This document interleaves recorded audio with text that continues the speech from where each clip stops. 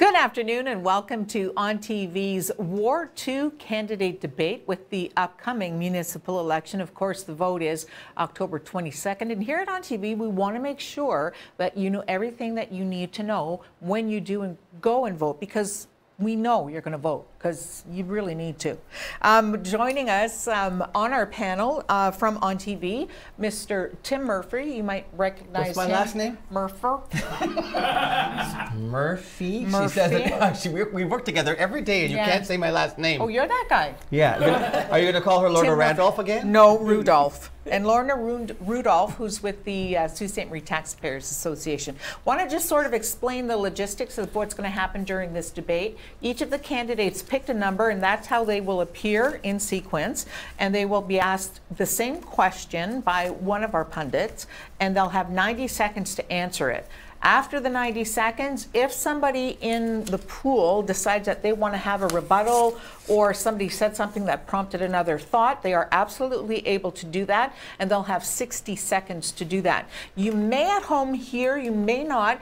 One ding is when there's about 20 seconds left for each of the candidates to finish up their thought, and a double ding means time's up. So let's get started. Let's introduce Lisa Vezo-Allen, Luke Dufour, Jason Young, Ted Helene, and DJ Thine. Thank you all so much for coming. Appreciate it. We have two absentees today. Lou Turco, I believe, is in Toronto and couldn't be here to join us. And who's the other gentleman? Sam Sestaro. Sam Sestaro is not able to join us today either, so they send their regrets. So we're going to carry on without them. Who's starting first for questions today? I shall begin. Are you ready? Here we go. Okay. So, talking about... I lost all my notes. Here it is. There was a study done by IBI, started back in 2006. $300,000 was spent, $150,000 from Ontario taxpayers, $75,000 from city taxes, and $75,000 from the Downtown Association to fund that study. That was the original study done that said that Bay Street should be narrowed to 2 lanes, or 3 possibly. Widen the sidewalks, put boulevards in, make it put trees in to make Bay Street more appealing. Now the City Council and the city staff are still pushing for changing Bay Street at a cost of $3 million. The study also included looking at Queen Street, 2-way, 1-way, all that sort of stuff. But my question is specifically about Bay Street. Do you feel there is a need to spend $3 million to reduce Bay Street to what they're proposing now being 3 lanes with a bicycle lane and sidewalks and greenery? Or do you think that the money could be spent better elsewhere? And Lisa, you're up first.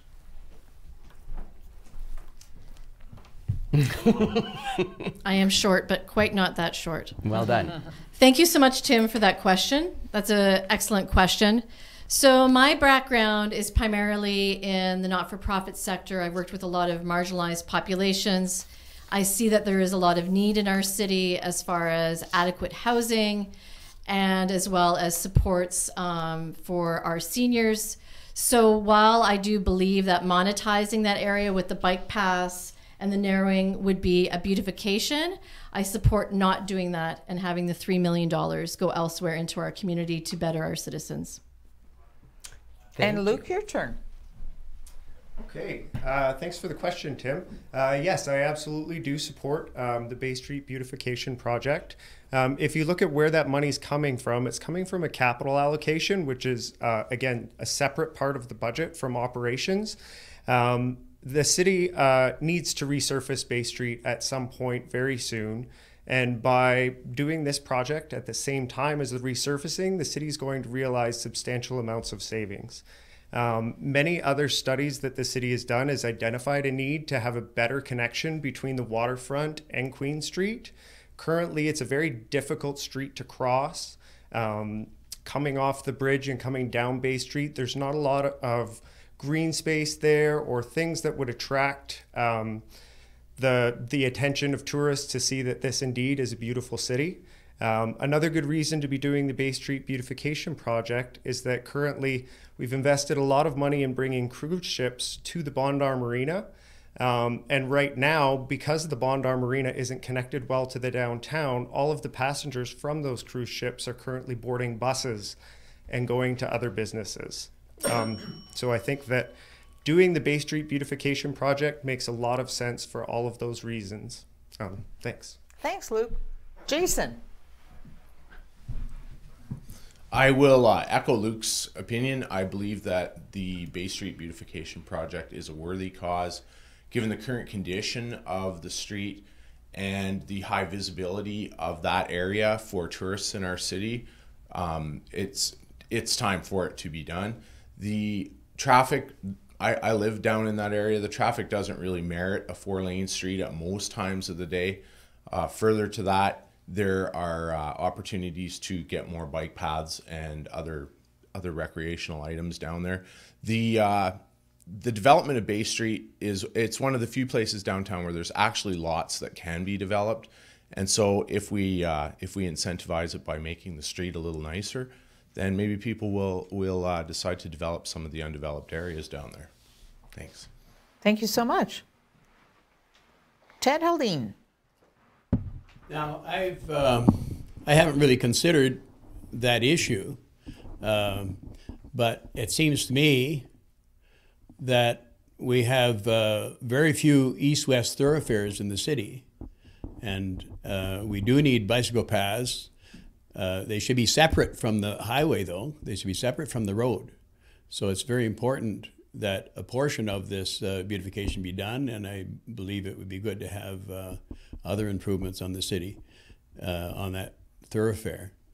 But I think that the full extent, if the entire amount, I didn't catch whether the entire amount was supposed to go to beautification or just for the resurfacing also.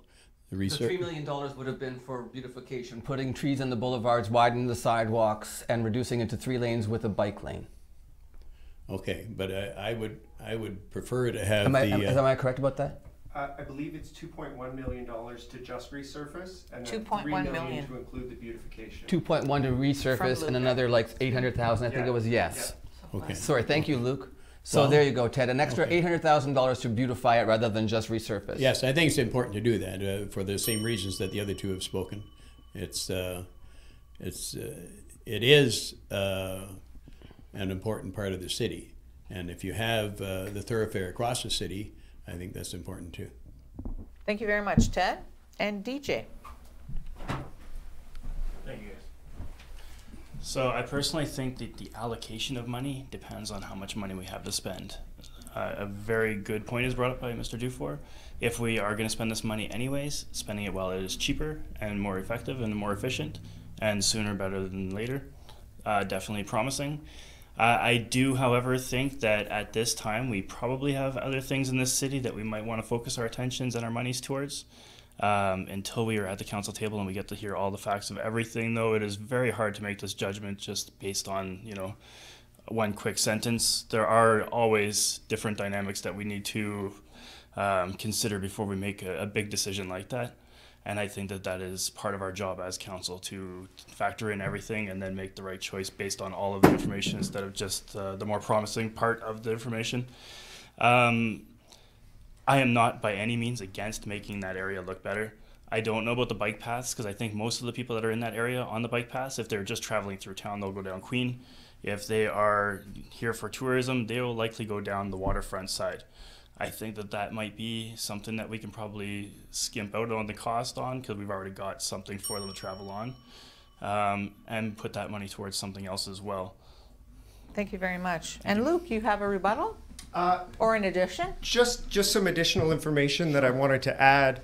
Another reason why I do support this reduction in the lanes is there's also a cost savings ongoing for the maintenance, the snow plow removal, things like that. The city currently spends about $2,500 per lane kilometer of snow removal.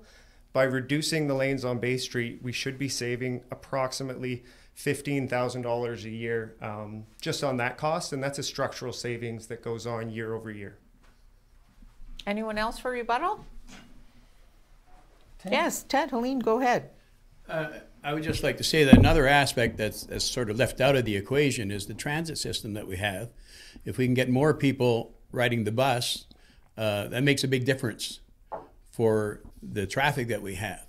If we can arrange the buses that people can get to work on time. There are 2 bus routes that are don't have enough drivers on early in the morning, so sections of the city couldn't even get to Algoma Steel by 7 o'clock in the morning. Thank you. Last call for rebuttal. Question number 2 from Lorna and the Sault Ste. Marie Ratepayers Association. Luke, we're going to start with you first. Okay, I'll give you a little bit of background first. On August 10th, 2017, the Ratepayers asked to address Council on the issues of the Code of Conduct, Integrity Commissioner, Auditor General, and Municipal Ombudsman. The City Clerk's Office responded by saying they had appointed a committee for the Code of Conduct and we could observe but make no representations. The committee was not actually formed, in fact, until late August. Shortly after the formation of that committee, we met with Mr. Shoemaker, who said that he had no objection to public participation in the Code of Conduct. We heard nothing and so contacted the Ontario Ombudsman in October of 2017. At that point, the committee had not even met. We were so advised by the Ombudsman. We finally addressed Council early February 2018 and asked for public representation on the committee. As you may be aware, it did not happen. We were, needless to say, disappointed at the lack of transparency and cooperation by the administration of this city, and so my question is, since the Sault Ste. Marie Association of Ratepayers has been and will continue to be involved in municipal affairs after the election, if successful in your election bid, will you vote to permit the ratepayers access to Council, even if they are not on the agenda, to make our recommendations in regard to process and procedure, and to assist other ratepayers in front of Council? Okay. I certainly do support the use of the Integrity Commission. I think that public input into anything to do with the integrity of Council is absolutely paramount. And I do think that any delegation who wants to address Council should be given the opportunity to do so. I think that the way the Agenda Review Committee operates right now, to me, is acceptable. I think that I'm not super familiar with kind of some of the background stuff that's gone on as far as the Ratepayers Association and looking for more representation. But I definitely support public input on the Integrity Commissioner's work. Thanks, Luke. Jason? I too support public input for the Integrity Commissioner, and in fact, in all aspects of Council. We have a process that perhaps needs to be reviewed. However, I am also cognizant of the idea that if we loosen things up to the point where everybody has a moment in the sun at a council meeting, the council meetings will be awkward and not very efficient. If the process is so heinously bad, perhaps there is a method by which we can review that process so that everyone's satisfied. Council is made up of the representatives of the taxpayers, so I'm not entirely sure where the differentiation between City Council and the Taxpayers Association falls. I note that there are people running for council who have the backing of the Ratepayers Association. That's wonderful. Everybody's voice needs to be heard. I hope that we can do it in a way that makes everybody happy. Thank you very much. Ted, your turn. I endorse having the Ratepayers Association at the meetings. I think that's very important. But the thing is that people who are not on the Ratepayers Association, they get a little bit of training when they get on the association. They get a little bit of background.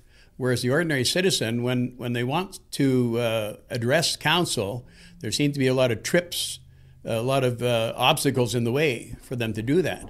So there has to be an easier way for people to address council. And the major problem that we have when people do address council, aside from getting special days recognized, and these are people who are used to addressing council, the ordinary citizen needs to have fewer obstacles in their way and has to be able to be listened to, not just listened to, but the council that we've had has not been responsive to people coming to council. They keep falling back on experts. Well, the experts say this, the experts say that. We have complaints from people who have valid complaints, and we need to be able to facilitate these issues coming before council so that everybody knows what these issues are and get some responsiveness from council. Thanks for that, Ted. DJ. I have to start by saying that out of everything I've ever heard Ted say, I don't think I can agree more with any of that, but that was excellent. We have a duty to our people, no matter what ward they are. We have to work collectively as a 10 to better future our city in all aspects.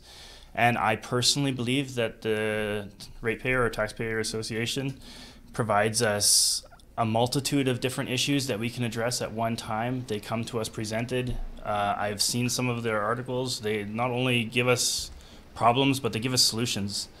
They have done all the work for us. I am kind of surprised to hear that you guys have a hard time getting into a council agenda because you seem very good at having your I's and T's crossed and taken care of. I would assume that you have the proper protocol underfoot by now and know how to get into it. As it was stated, we have to make sure we don't have an unorganized meeting. There are agendas that we have to deal with, and we can't just have them stepping in anytime that they want to. That being said, though, I believe beyond doubt that you guys present us with the best opportunity of a multitude of people at once to help out people, but not at the risk of leaving anybody out. Now, I do believe that anybody who is interested in getting a hold of us can also utilize them, because it's not like they isolate themselves from us and then have a bigger voice behind their problems to have help. Thank you so much, DJ. Appreciate that. Lisa, what do you think? Thank you very much for the question. I'm a full believer that everyone deserves to have a voice. I'm a person who has been in front of council on numerous occasions for the various organizations that I led, either paid or voluntary. So there is a process. And I certainly would think that the Sault Ste. Marie Ratepayers have gone through that formalized process of asking to get on the agenda via the city clerk and in due process and due amount of time. There are checks and balances, because it is we have to rule by the rights and obligations and go through the formal process of that meeting. However, if you're not getting onto the agenda, then that definitely is an issue. I think if anyone's not getting on the agenda after multiple requests, that is an issue, and there is an openness. So you can contact city council members that are currently sitting, and you can do a petition and that sort of thing. But I would like to think that anyone who wants to get on the agenda, as long as they're doing proper protocols, should be on the agenda. And obviously, yes, we can't have 15, 20 people at any given council meeting. It would never, end. However, if there's been multiple rejections for allowing input from you formalized, then that is a problem that I think needs to be addressed from any group that wants to get on the agenda, and that isn't. Thank you very much, Lisa. Appreciate that. Now, Tim's got the next question, or actually, any room for rebuttal before we get to the next question? Now, the next question. Jason Young starts, and Tim asks. So, I'm going to ask you now about the opioid crisis in Sault Ste. Marie. It's not just in Sault Ste. Marie. We know that the opioid crisis is everywhere. Certainly, it's not just something that you deal with in Ward 2, because we know that addiction and mental illness don't discriminate by status or income or postal code. However, I think it's also indisputable that the downtown core is certainly affected heavily by substance use, misuse, and mental health. Poor mental health, mental illness. So here's my question. There are people who think that the methadone clinic on Queen Street should not be there. They think that it casts a negative image of our city by having a methadone clinic on our main street, and they think that it should be moved somewhere else that is not so public. There are others who would say we are in an era of trying to get rid of the stigma of mental health and addiction, mental illness and addiction, and that by telling those people who are attending the methadone clinic, and I mean the facts speak for themselves, these are people who are actually seeking treatment. They're trying to better their lives. But so there are people saying that if you want to move the clinic outside off of Queen Street, what you're doing is you're shaming those people and telling them that they shouldn't be seen, and that it runs counter to the message of reducing the stigma. So you've got people saying it should be gone, people saying it should stay. Where do you stand? Well, thank you very much, Tim, for wow, for so clearly laying out the. So yeah, whatever, Jason, sit down. Thank you for so clearly laying out the issue. It is a very thorny issue. Certainly, you're correct. There's no discrimination by postal code, age, any of that. The problems of addiction and mental health are significant for our city. That being said, the location of our methadone clinics downtown does present an optics problem. And it's not because I don't believe people have a right to stand in line in front of a methadone clinic, but I also believe that the people with businesses adjacent to that have a right to run their businesses without having a conga line of people in front of their businesses waiting for their methadone. There's an unfortunate aspersion cast on people who attend those facilities, and I'm with you, Tim. I don't think they deserve to be targeted. They don't deserve to be pigeonholed or in any way discriminated against. However, I also think that there are other players on Queen Street who also deserve their rights, and I would like to see it fixed in a way that would make everybody happy. Thanks, Jason. Ted, Helene, what do you think? Well, I think that the methadone clinics are essential, and there's more than one. There's not just the one on Queen Street. There are others in other parts of the city already. And if it's creating a visibility problem, I haven't seen a conga line outside of the methadone clinic when there are a few people standing because they're hurting in the morning because they don't have the facility open. And that's the only time that there might be a couple of people there. That's early in the morning. And during the rest of the day, the people go in and there's no lineup. If there's a lineup, it's inside the building. So it's very low profile from what I see. And it's an important aspect here. These are the people, like Timmy points out, that are trying to get treatment. They're trying to lift themselves out of their addiction. And I think it's important that we do point out that this is a mental illness issue. We have another mental illness facility further down the street. And it should be prominent in our everyday activities that we're looking after the health of everybody in this community. Thank you. Ted, thank you very much. DJ? Ted calls me Timmy because he's known me since I was 14. He's known you a long time then. Ouch! Did you rebuttal to Ted? Absolutely. You haven't had your statement yet, have you? No, but he was. But you do your statement You do first, and then statement you'll get a first, and then rebuttal? you'll get a chance to rebut. Okay. So you, yeah. Good. Your clock will start now. All right, thank you.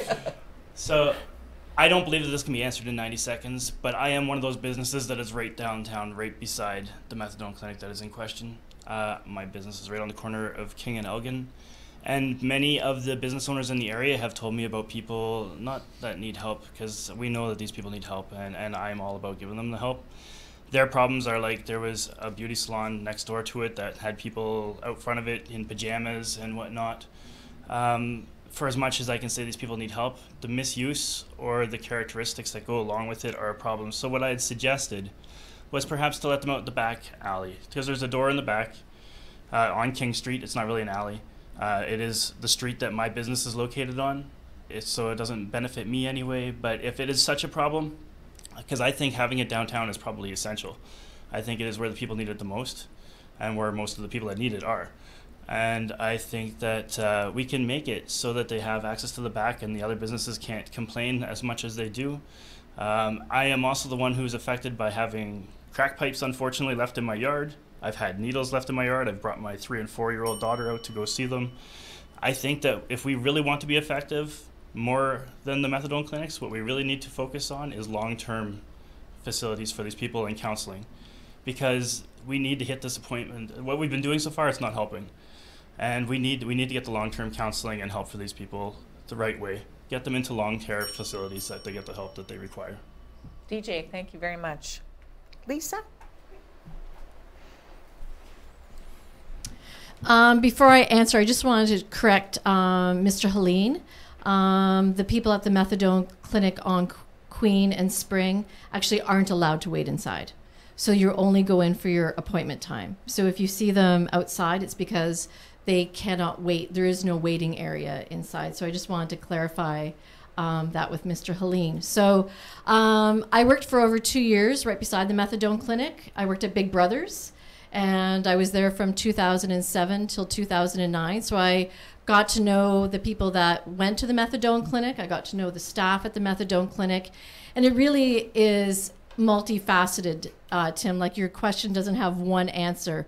So we need to be more humane in how people that are seeking recovery don't have to stand out on the street. So that's the first piece, is you're standing out on the street because there is nowhere else for you to go. So that's number one. Number two is there needs to be access. And access requires, where does the demographic live? Where is there easy access? Where is there easy bus routes? Where can that, create an environment so they can go get help? And so it's not just that. And I was a business owner. I had Bubble Pop Beauty and Bridal just down the street. So I totally get both sides, but I think we need to look at how are we delivering services and how are we doing so that we have respect for our addicts that are seeking recovery. Thank you, Lisa, very much. Luke? Okay. I think one of the first things that I'd like to point out is just that, the methadone clinics aren't public facilities. They're not run by the city. They're not run by the province. They're a private healthcare provider. So they're kind of in the same class as like a dentist or a massage therapy clinic. And so there's actually no legal vehicle for the city to be able to say to a private business or healthcare provider, oh, you can't go here, you can only go there. So unfortunately, unless the owners of these private clinics decided they wanted to locate somewhere else, there's not a lot that city can do otherwise. I certainly understand the frustration of downtown business owners because some of these clinics are located in our business improvement area. And the whole point of having a business improvement area is that all of the people in that area are paying extra taxes in order to beautify their area and to make it look better. And so I do understand the conflict there when it comes to the methadone clinics. I think that it's really become a bit of a flashpoint for our community's struggle in dealing with the opioid problem. And in that, I think it's very important to use it as a conversation starter for the better ways that we can deliver services to people who are looking to get help. Room for rebuttal? Ted, let's start with you and then DJ. Well, speaking of alternate treatment, my doctor that I had at the group health center some years ago, he started he started a special program on East Street, and he's been working on that for years, and now it's being effective to actually get people treatment. I haven't had a regular doctor for the last few years, but that's one of the steps that have happened. And when I visited the methadone clinic on Queen Street, there were people waiting. There were several people waiting inside. I hate to contradict my sister that's running, but if there is a problem in the community with people lining up outside, I'm sure that the people that run the business would be able to accommodate people's concerns that they have in the neighborhood. Thank you. Thanks, Ted. DJ, rebuttal? Yes, please. On what Ted was just saying real quickly, people will do what they're going to do, and we can't always affect that. You know, there is people misusing the methadone clinic, unfortunately, as well, which creates a big dynamic of hatred towards it. It is a good program. It is there for a benefit. I've seen people recover from it. There are just normal people out there that are getting stuck in the wrong thing that need this help, and we need to be there to help them. And I still go back to my long-term health care. But I would like to add in that what we need to potentially propose is more foot traffic by the police with more penalties towards the distribution of these opioids. And that might be even more influential in cutting back on the problem in the first place. And to also prevent negative aspects towards our businesses downtown in the area. Thank you so much. And Luke Dufour. I'd just like to add that I think the primary lever that City Council has in order to do anything about the opioid crisis is through the DSAB, which is our Social Services Administration Board. That is a board that is separate from City Council, but City Council does appoint all of their board members. And I think that the DSAB oversees all of our Ontario Works programs. Recently, they've begun experimenting with better job training programs and things like that. And I think that that's kind of where I'd like to see the conversation go, is to how the DSAB can better deliver their care in ways that are proven data-wise to make a difference in the lives of opiate addicts. Thank you so much. Last call for rebuttal. Next question, we'll start with you, Ted Helene. Will you support an independent, comprehensive, line-by-line audit of the city's financial records each 4 years as each new council is elected? So at the start of each council's term, both the citizens of this community, the elected persons, and the administrators know to the penny this city's financial position.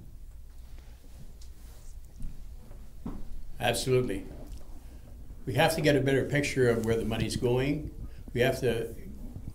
We often, as citizens, we're taken by surprise that the millions of dollars that are passed in a collective vote at the end, a consent agreement, without any public discussion.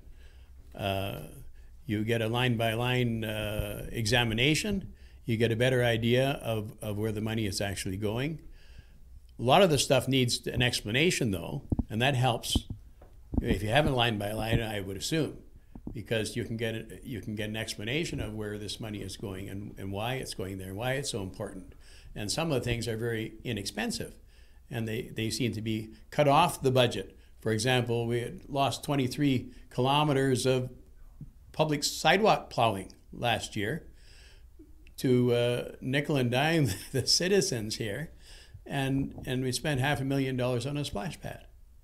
The city council seems to be concerned about the liability of the city, and yet some of the plowing isn't done at bus stops on the sidewalk that gets to the bus stop, and so people have to walk on the street to get to the bus stop, walk on the street when they get off the bus stop.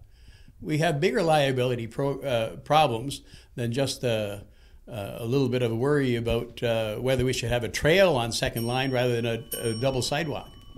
Thank you so much, Ted. DJ, what do you think? Not that I had looked into it prior to doing all of this, and I'm ashamed to admit it, but I am almost appalled that it isn't already accessible for line-by-line audits of the monies that the city spends. That is our tax-paying dollars. It is also money that's given to us through grants or through the province, and every citizen should have access at any point in time to what money is being spent, where it's being spent, and also why it's being spent. Perhaps we can have, when we're doing bidding programs, some kind of a collective as to why we chose that bid over another bid, especially if it was a little bit higher but had a better benefit to us. We were talking earlier about the street project on Bay Street. 2.1 million up to 3 million. Explain why we decided to go with a $3 million bid and what benefit it had to us. I think that we should have, with the internet available to us at all points now, a way of saying which councillor voted for what. I think that we should have a way of saying what was spent, how it was spent, why it was spent, and what it was spent in oppose or opposition to. I think that it'll also benefit the whole city council with trust amongst the people and the citizens amongst Sault Ste. Marie. I think that when they can see where their money's going, it is much better. I remember growing up, my father always saying, I don't mind paying taxes, but I want to see where my tax money's going. And I 100% agree with that. Taxes are, you know, I don't want to live the way that the States does without the benefits that they have. But I also see that they have great roads and they pay way less tax. And I would like to see us get the benefits. Thanks, DJ. Lisa, what do you think?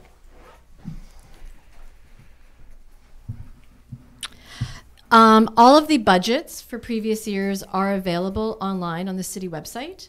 And I've done some comparative work with our budget and other like communities. So it is there specified. It doesn't have every check number and invoice. But as someone who's gone through many charitable audits and forensic audits, we're also looking at if we go and check every invoice and petty cash remittance and every payroll slip, that's going to be an enormous amount of work. I think if there is a specific category that someone wants to dispute, I think investigating that, but I think we need to take a look at time and money. So one of the biggest things that I keep hearing about is about we don't want to increase expenses, we don't want to increase taxes. So our total budget right now is up 1.98% from the previous year. We're at about 111 million. So let's take a look at what within those categories of budget I think would be a more reasonable thing that you are concerned with, and perhaps investigate those. But I think to do a complete line by line budget audit would be extremely expensive and extremely time consuming when you get a full review of the budget, which is available online. Thanks, Lisa. I appreciate that. Luke? Yeah, I think I'd just like to start by clarifying a few terms here. Now, the city's financial statements every year are audited. That's a requirement under the Municipal Act in order to have public financial statements. And what that audit does is it makes sure that everything's balancing, that what city staff has in their categories matches, that everything lines up. So it's different than, I'm not sure what a line-by-line audit would be, but it sounds like you might be referring to what's called a forensic audit. And so what a forensic audit is when an accountant comes in and there's been an allegation of wrongdoing, such as someone has said, oh, some money is missing that should be here, things aren't balancing. And so if a forensic audit is triggered, that would be where an accountant would come in and do a deep dive into receipts and cash and where did this go. In order to do a forensic audit, you need to have an allegation of fraud or mismanagement. So, I mean, certainly if such an allegation was presented, I would support a forensic audit. As it stands now, I've read the entire budget, all 400 pages every single time that I've ran for council. And there's a lot of information in there that is free to the public on the city's website to go through at their convenience. Thank you, Luke. Jason? I really don't know what I can add to this except to say that, as Luke points out, the city operates under the law, and our budget process has to conform with the law.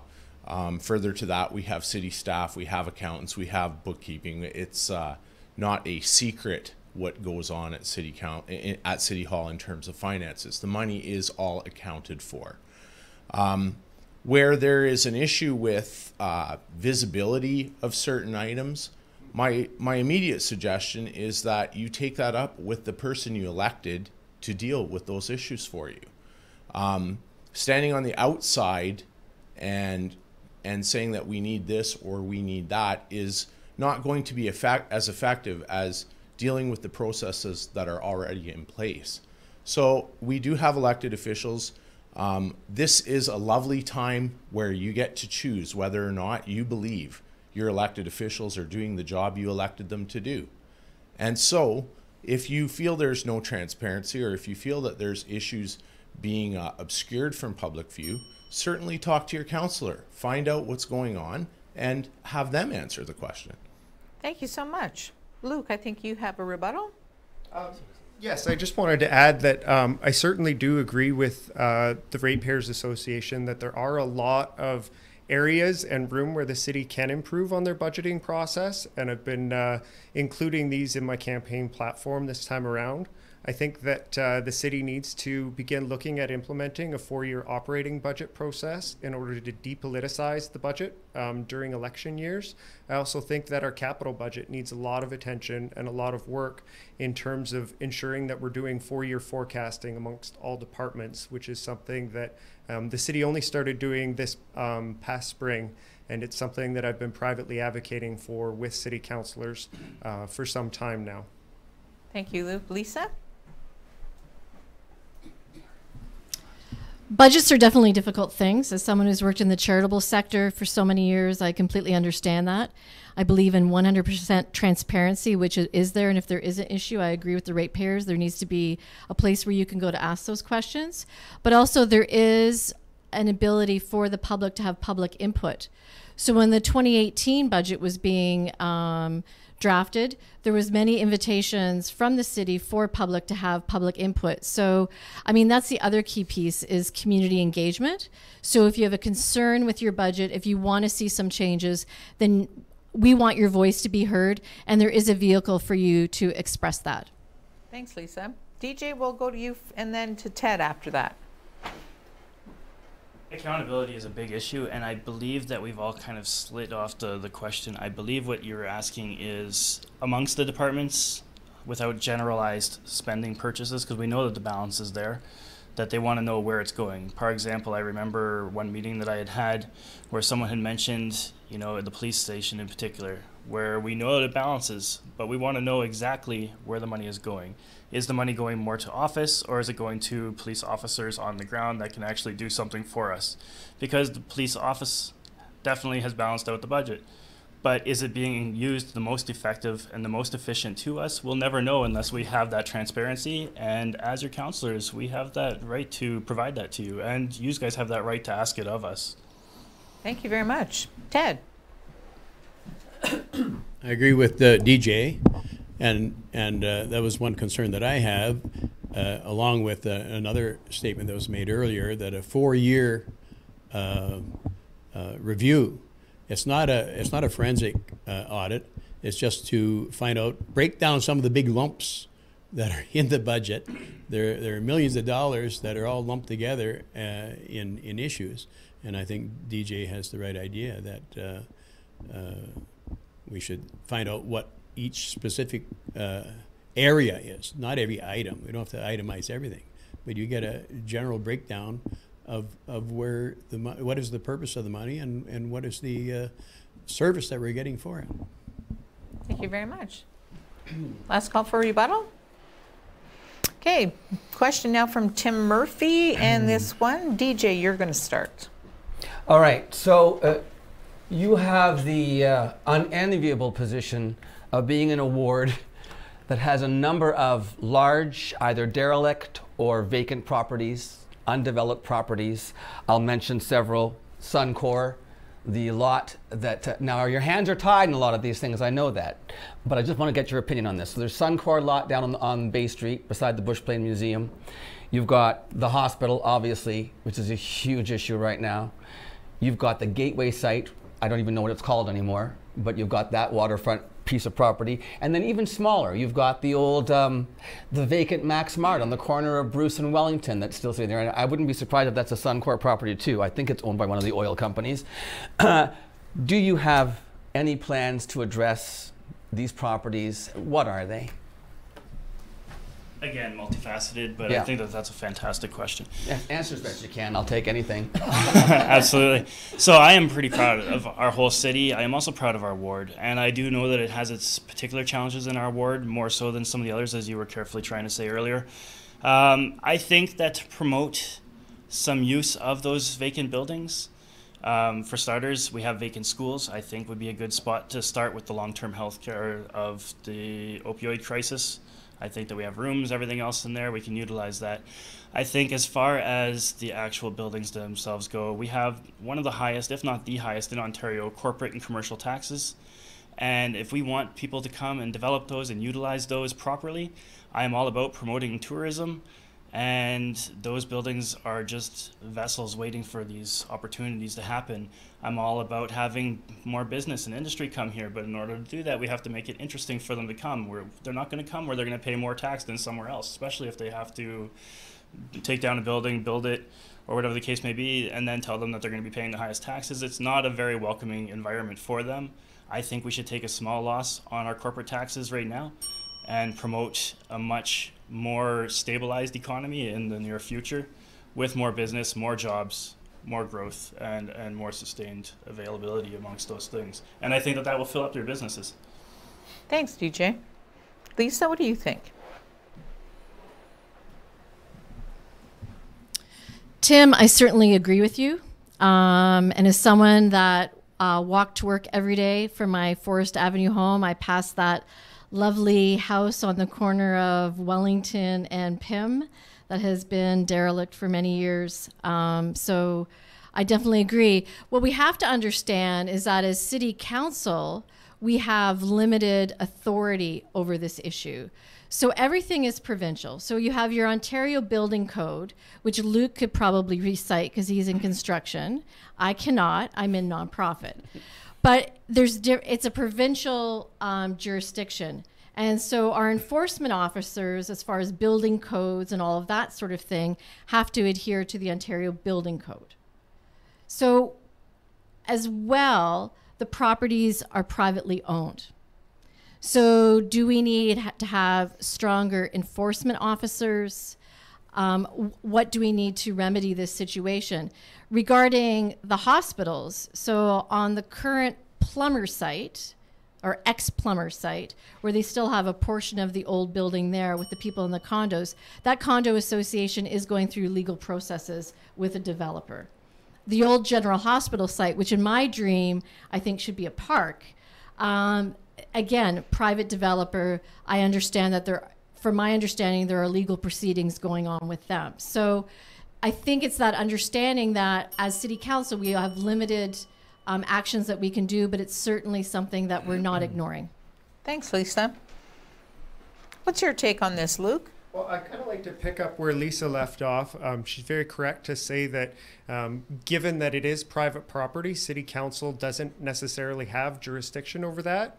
When it comes to the enforcement of building code violations, even the building department does have limited force. So for instance, if the building department decided to fine for a violation, all they would be able to do is really put a lien on that property so that when the property was sold or when taxes were paid, the city could collect money there. But again, if the property is not being used and not being sold, you're never going to have anything to collect from.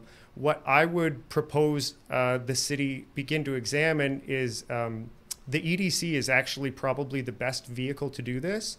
So the EDC previously has done land audits of all of our industrial land surrounding Sault Ste. Marie, and the EDC took on that expense because it's much simpler to go to a potential company or developer and give them a pre-done audit of what kind of condition the land is in. I think that is something that we need to cautiously examine the EDC being able to do for some of these other sites. There are certainly vehicles available to the EDC that are not available to City Council itself in order to address some of these development issues. Thank you. Jason. Council does have the opportunity to raise bylaws and to enforce the bylaws that are in existence. Something that I think could be a good step forward would be to look at bylaws concerning the look at a system of bylaws concerning the state of unused properties. That is, a property that's vacant and try as best we can to make something that will have some teeth in terms of just keeping the condition of the property acceptable. There, you know, in New York in the 70s, they tried to drive the crime rate down by enforcing the minor violations, so going after people who were breaking windows and things like that. The overall outcome of going after the small things is that big things kind of take care of themselves. I live near the hospitals. It's absolutely horrific what's going on down there. Like Lisa, I would like to see the city incur the expense of knocking down the general and turning it into a park. It's a once in a lifetime opportunity to get a huge chunk of waterfront property. Yes, it's expensive, but a once in a lifetime opportunity is called that because it comes along once. Yeah, but more teeth in our local bylaw enforcement, more local bylaw enforcement officers. Get them out there doing the things they're supposed to do. Thank you. Ted, what do you think? I think you have to be careful when you make wishes, because you get more than you expect. I know that bylaw enforcement officers have taken on some local residents here, and they feel harassed. And if you make very restrictive bylaws, you need some diplomacy, and you need some flexibility in how you deal with individual property owners. The major problem that we have with the old hospital is that apparently it was owned by the province, and the province gave it away to an organization that is running out of funds. And it should have been split up, or some other method could have been done, or get more involvement from the city and the people here, because we're the ones that are living with it. And we end up with a hospital property that we've contributed to for years and years and years, and we end up with no control over the whole thing. And we got a new hospital that has a big bill that we have to pay for 40 years, and then we get a 40-year-old building when it's paid for. There's a lot more to issues than meet the eye, and we got to be careful how we put in stuff that will come back to bite us. Thanks, Ted. Rebuttal, anyone? We're going to, after a group concession, we've decided to bypass the final remarks, so we'll go on to our next question. And starting today with this question at this moment is Lisa, and Lorna is going to ask on behalf of the Ratepayers Association. What do you consider the two most important issues in your ward, and why?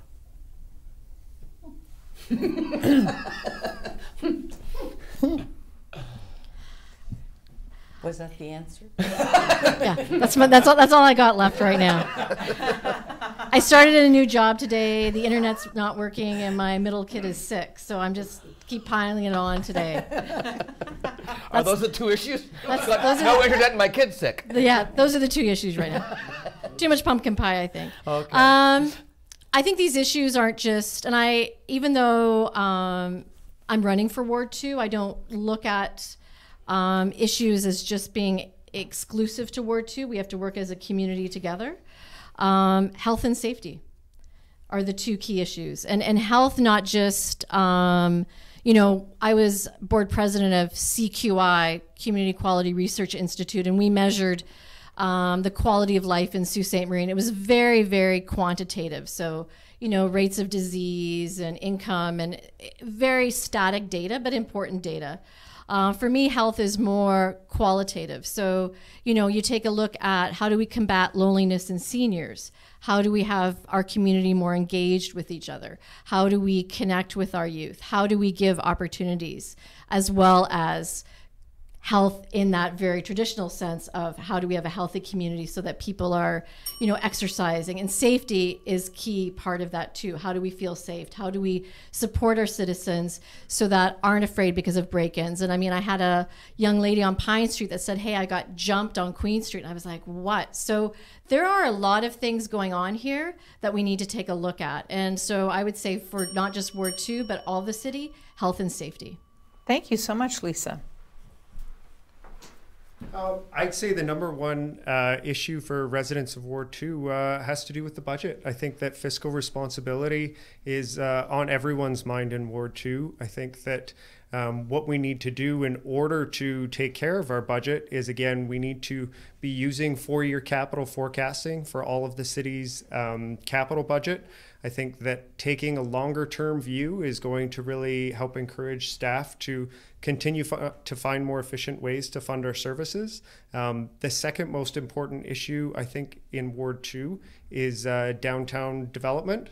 I think that the BIA has currently done a very good job the past couple of years as far as beautification and events. And I'd like to see the city put more tools in their toolbox with continuing to help fund grants. I think that the city's planning department initiative to introduce second housing units downtown and to increase residential density downtown is going to make a huge difference, not just for downtown merchants, but for the whole city. Density is, it sounds like a real policy wonk kind of idea, but as our city is sprawled out further and further, it's made our budget stretch thinner and thinner. And I think we need to bring things back in, and revitalizing downtown is a big part of that. Luke Dufour, thank you. Jason Young. I'll echo Luke with the idea of fiscal accountability and responsibility. We recently had the audit of our bonds, the bond rating, and we did pretty well. All things considered, we have a reasonably good financial picture in Sault Ste. Marie. That needs to continue, and that's not going to continue by neglecting it. We're going to have to be very, very careful about what we do in the future, and we're going to have to make our decisions based on formalized processes that really examine the value of the things that we're going to undertake. The second thing I would note is that although I've really promoted the idea of practicality in the financial sense, we really have to start taking care of our people. The people of Ward 2 have a really wide range of needs, and there's a lot of hurt out there that needs to be addressed. There's excellent local community people out there doing the job. We need to get behind those people and make sure that the needs of our community are addressed in a way that's humane and easy for everybody to get behind. Thanks, Jason. Ted Helene. Well, the major thing again is the density downtown and how we can infill the empty spaces. We've got all kinds of them downtown, and DJ mentioned earlier that we could have incentives of some kind. He talked about a across-the-board cut for the business sector, but there should be incentives to revitalize a downtown, which is the heart of any community. If you don't have a vital downtown, you're like some other communities that people are afraid to go down there. Downtown Detroit sometimes. Downtown where they have the cereal down in Michigan here. You can shoot a cannon down the street in the middle of the night. There's nobody there. And the other aspect is that we need jobs. And related to jobs is we need a better transit system. The transit system here can be A1. We can encourage people to look to their future. If you can guarantee that you have a reliable transit system that'll get you back and forth to work every day of the year, then people will gradually be assured that they could give up their private transportation. Everybody uses has access to the buses now, and you need it when your private transportation breaks down, or you have guests coming, or your children want to go somewhere special, and so on. So it's a benefit to everybody, transportation and developing the downtown. Thank you, Ted. And finally, DJ. I do think transportation is important. I don't think that it is geared specifically to our ward as the question suggested. I think in our ward, we need to, again, focus on the business taxes. We are the business district. We are, as Ted was quoting me earlier, the heart of the city, and we need to treat ourselves accordingly. We protect our heart at all times. We can't operate without one. I think that we need to get more stable economy flow downtown, I think that we also need to promote our tourism. The tourism in this city is so uncapped, and we can generate more income from taking money from other cities and bringing them into our economy and being able to utilize their money as well as just recirculating our own money. I think that this will drastically affect the amount of people we have downtown. I think that if we get more people operating downtown, having fun downtown, whether it be visiting the shops or visiting the tourist attractions, the people that we were talking about with the opioid crisis, they'll eventually push themselves a little bit further away just because they don't like when people are looking at them in such a way. And it's an unfortunate thing, but it'll end up cleaning up the downtown as well. And as a result, I think that the tourism can really be a beneficial thing to help a multitude of different problems in this city by giving us more money, cleaning up the downtown sector, providing more jobs, and we just have to make it worthwhile for them to open these establishments to make it for the people to come. Thank you very much. You all have done such an awesome job that we are out of time. It went by very, very quickly, and I have to say, I certainly learned a lot about Ward 2, and I've been in the Soo for 30 years, and I also learned about policy and what's needed. So thank you so much. Lisa Vezo-Allen, Luke Dufour, Jason Young, Ted Helene, and DJ Thine, all representatives or potential representatives for Ward 2. Don't forget, October 22nd is the day for you to go and vote. Because we are on TV, we want you to have an educated vote. Thank you so much to Tim Murphy and to Lorna as well from the Ratepayers Association. Don't forget to tune in to ONNtv tomorrow once again at 12 noon. We are going to talk to the candidates who are interested in representing Ward 3. We'll see you then.